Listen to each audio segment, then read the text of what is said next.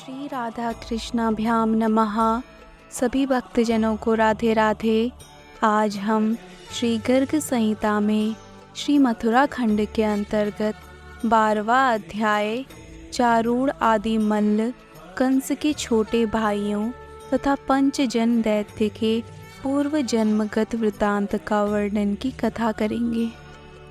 बहुलाश्व बोले, चारूण आदि जो मल्ल थे वे पूर्व जन्म में कौन थे जो यहाँ मथुरापुरी में आए थे।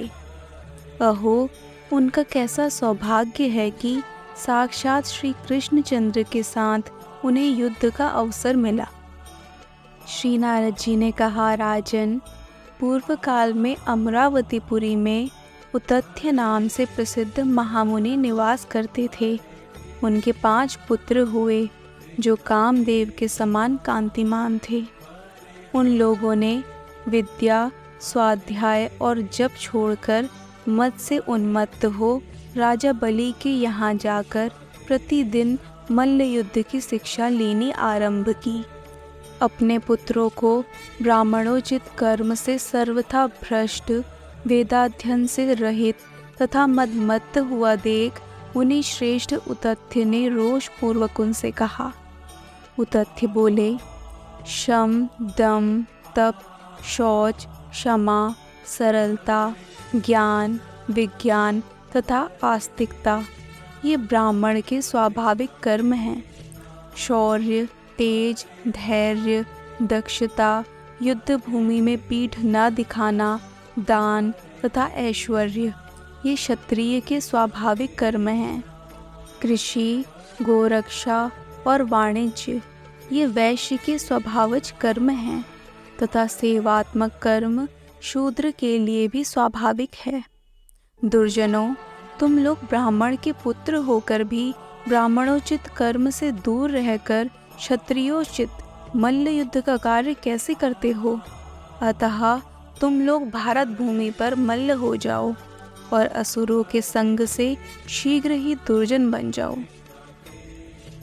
श्री नारद जी कहते हैं, राजन, वे उतथ्य के पुत्र ही पृथ्वी पर मल्लों के रूप में उत्पन्न हुए।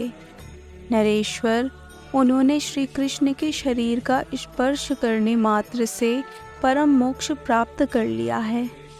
इस प्रकार मैंने चारूण, मुष्टि, कूट, शल और तोशल इन मल्लों के पूर्व चरित्र का वर्णन किया।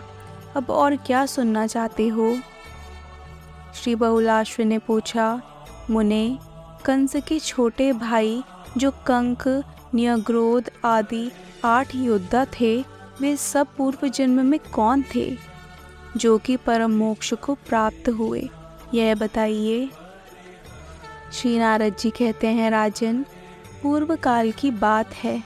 कुबेर की राजधानी अलका में देव यक्ष नाम से प्रसिद्ध एक यक्ष रहता था। वह ज्ञानी, ज्ञानपरायण, शिव भक्ति से सम्मानित तथा महातेजस्वी था।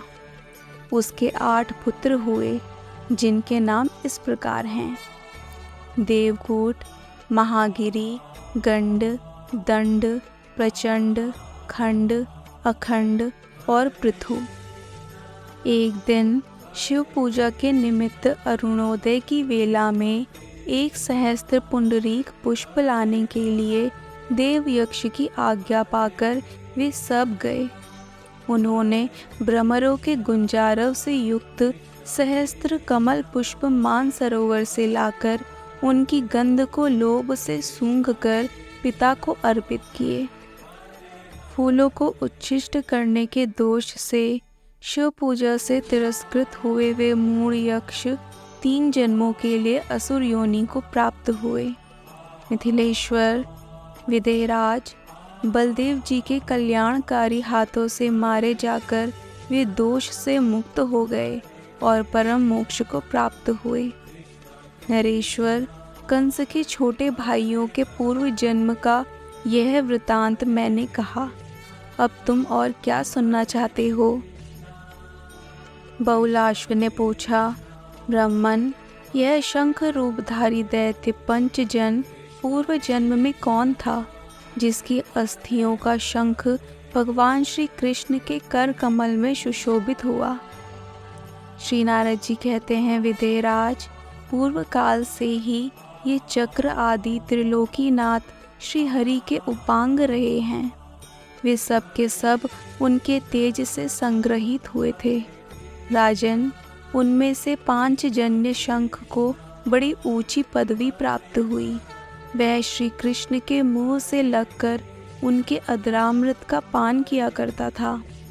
एक दिन शंखराज ने मन ही मन मान का अनुभव किया और इस प्रकार कहा, मेरी कांति राजहंस के समान श्वेत है।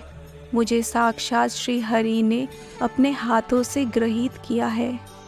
मैं दक्षिणावर्त शंख हूँ और युद्ध में विजय प्राप्त होने पर श्री कृष्ण मुझे बजाया करते हैं। भगवान श्री कृष्ण का जो अधरामृत क्षीर सागर कन्या लक्ष्मी के लिए भी दुर्लभ है, उसे मैं दिन रात पीता रहता हूँ। अतः मैं सबसे श्रेष्ठ हूँ।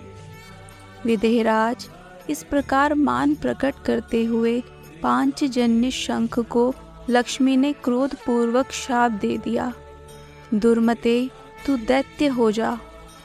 वही शंखराज समुद्र में यह पंचजन नामक दैत्य हुआ, जो वैर भाव से भजन के कारण पुनः देवेश्वर श्री हरि को प्राप्त हुआ।